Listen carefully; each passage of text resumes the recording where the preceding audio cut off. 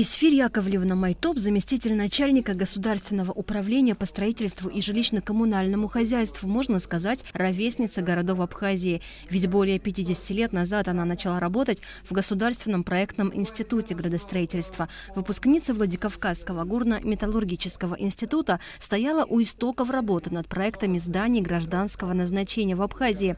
И важной задачей было отслеживать выполнение норм строительства по показателям сейсмологической устойчивости. За год здесь в управлении принимают и обрабатывают более 500 проектов. В основном это проекты государственного и инвестиционного финансирования. Около 60% из этого числа – проекты зданий, которые будут возводиться с нуля. И, что самое важное, должны соблюдаться нормы устойчивости. Я работала главным конструктором проектного института, такой был Гипрогорстрой. Он был ведущий проектный институт по Абхазии.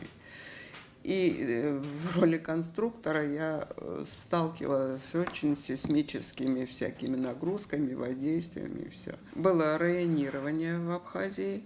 В основном Абхазия рассчитывалась на 7-бальную систему, за исключением 2 районов.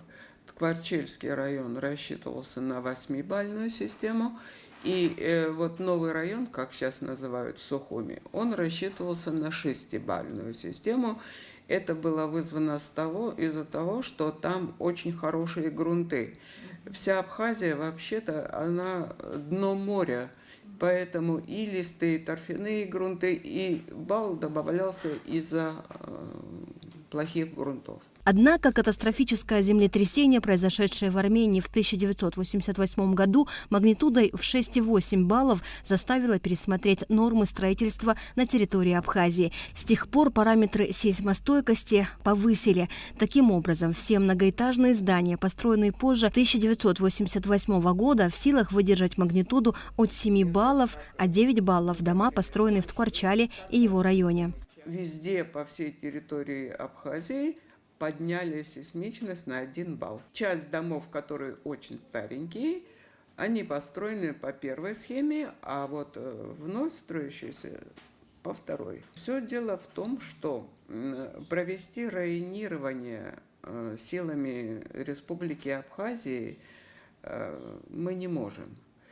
Мы связывались с управлением геологии и геодезии, тогда оно так называлось, потому что когда строили Имеретинскую долину перед Олимпиадой, да, они там сделали сейсмичность 9 баллов.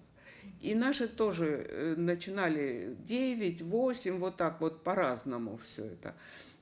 Я понимаю, там тоже очень плохие грунты, там тоже такое же положение. И тогда, значит, геологи уже сами определяют или 8, или 9 баллов. Но все дело в том, что у нас не все проекты, которые сейчас строятся, проходят экспертизу. В обязательном порядке проходят экспертизу, например, проекты инвестпрограммы. Когда идет инвестпрограмма, мы требуем... А проблему тех, значит, проектов, которые к нам не проходят экспертизу у нас, это частные дома. У нас сведений нету.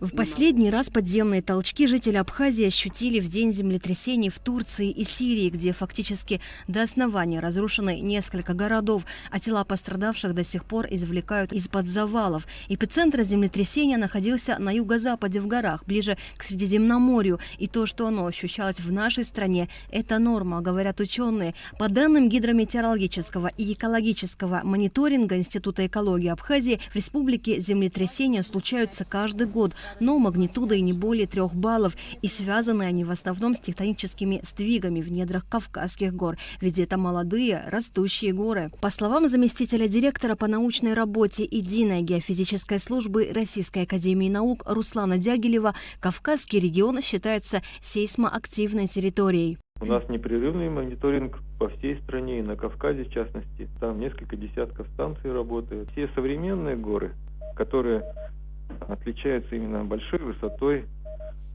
Это вот как раз те места, где больше всего и интенсивнее всего сейсмические процессы происходят. Поэтому Абхазия в этом случае как раз не исключение, как раз место, где землетрясения происходят чаще, чем в других местах. Просто Кавказ, может быть, и в сравнении с другими регионами менее сейсмичные. Не такие сильные землетрясения, допустим, как на Камчатке, Сахалине, на Байкале. Получается, что это сейсмоактивная территория, здесь возможны землетрясения, такие сильные, редкие, правда, но возможны. Поэтому у нас, как вы знаете, вообще практикуется сейсмостойкое строительство, и любое здание, сооружение возводится с учетом сейсмической опасности на территории.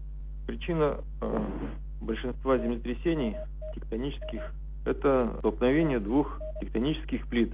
Чтобы узнать, что происходит в центральной части Северного Кавказа в режиме онлайн, достаточно заглянуть на страницу официального сайта Федерального исследовательского центра «Единая геофизическая служба» северо-осетинского филиала. Его директор Анна Саяпина рассказала, что сейсмические станции дают данные, которые позволяют объективно оценивать сейсмологическую обстановку. На территории Республики Северная Осетия-Алания у нас эксплуатируется на сегодняшний день 14 сейсмических станций. У нас раньше были землетрясения, и на сегодняшний день происходят и будут далее. Мы регистрировали землетрясения на контролируемой территории ежедневно, но эти землетрясения малой энергии, они не ощущаются людьми, а только регистрируются нашей аппаратурой. После того, как произошло землетрясение в Турции, также регистрируем землетрясения, но в сравнении со среднесуточными показателями их немножечко стало больше. Имеются в виду территории Чеченской Республики, Грузии, в Северной Осетии также было несколько больше зарегистрировано землетрясений. Таким образом, по словам ученых, сейсмичность лишь фиксируется и позволяет понимать динамику на ближайшую перспективу, но не более. Обеспокоенность населения Абхазии вполне оправдана, ведь ни одно землетрясение, даже при наличии сверхсовременной техники, невозможно безошибочно спрогнозировать. А горы Кавказа и в самом деле молодые и растущие, а значит активные. Потому толчки в ее недрах – явление нормальное, как и мысли любого человека о своей безопасности. Асида Малия, Михаил Братухин, Абхазское телевидение.